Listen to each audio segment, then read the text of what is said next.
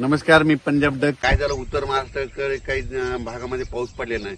तर उत्तर महाराष्ट्रातल्या शेतकऱ्याला सांगू इच्छितो की 27, 28, 29 जुलैपर्यंत नंदुरबार जिल्हा, धुळे जिल्हा, नाशिक जिल्हा, चाळीसगाव तालुका, त्याच्यात रावेर, चोपडा, जळगाव जिल्हा, त्याच्यानंतर येवला, नाशिक या भागामध्ये म्हणजे 26, 27, 28, 29 पर्यंत चांगला जोराचा पाऊस पडणार आहे. शेतातून पाणी बाहेर निघणार आहे म्हणून हा अंदाज उत्तर महाराष्ट्रातल्या शेतकऱ्यांना लक्षात येतो.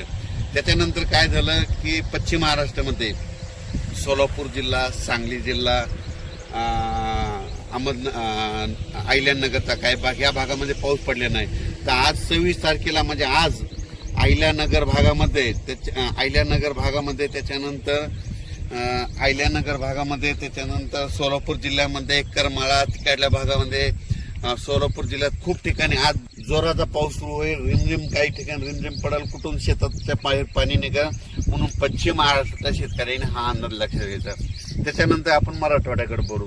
मराठवाड्याकडे सांगायचं झालं तर लातूर जिल्हा, धाराशिव जिल्हा, बीड जिल्हा, परभणी जिल्हा, जालना जिल्हा, संभाजीनगर, त्यांना नांदेड, हिंगोली या जिल्ह्यामध्ये म्हणजे आज 26, 27, 28 पर्यंत चांगला दुपारनंतर जोरजोरानं पाऊस येईल. सरी येत राहतील, जोराजोरानं पाऊस येईल, पुन्हा मग कमी होईल, पुन्हा रिमझिम येईल.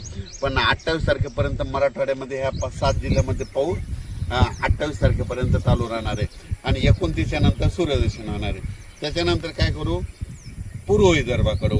पूर्व विदर्भामध्ये वर्धा, नागपूर, भंडारा, अमरावती, अकोला, बुलढाणा, त्याच्यानंतर वाशिम, यवतमाळ या भागामध्ये 26, 27, 28, 29 तारखे 1-2 तारखेपर्यंत ह्या पट्ट्यामध्ये पूर्व विदर्भामध्ये ह्या भागामध्ये पाऊस असणार आहे म्हणून हा अंदाज लक्षात येतात. विदर्भातला पाऊस जरा 1-2 तारखेपर्यंत तिकडे मुक्कामाच राहणार आहे म्हणून विदर्भातल्या शेतकऱ्यांनी हा अंदाज लक्षात येतात. थोडंफार काय होईल 28-29 नंतर ऊन पडेल, पण थोडा पाऊस विदर्भात ते चालूच राहणार आहे म्हणून हा अंदाज लक्षात येतात. त्याच्यानंतर काय सांगायचं झालं तर पूर्व विदर्भ, पश्चिम विदर्भ, दक्षिण महाराष्ट्र, उत्तर महाराष्ट्र, कोकणपट्टी, खानदेश सगळीकडे आज म्हणजे असा रिमझिम पाऊस सुरू होईल. कुठं जोरात येईल, पुन्हा कमी होईल, पुन्हा जास्त होईल, पण हा पाऊस पडतच राहणार आहे. आणि कोकणातला पाऊस मात्र जोरानं पडणार आहे हे म्हणून लक्षात घ्यायचं. अचानक वातावरणात बदल झाला तर लगेच एक मेसेज दिला जाईल. धन्यवाद.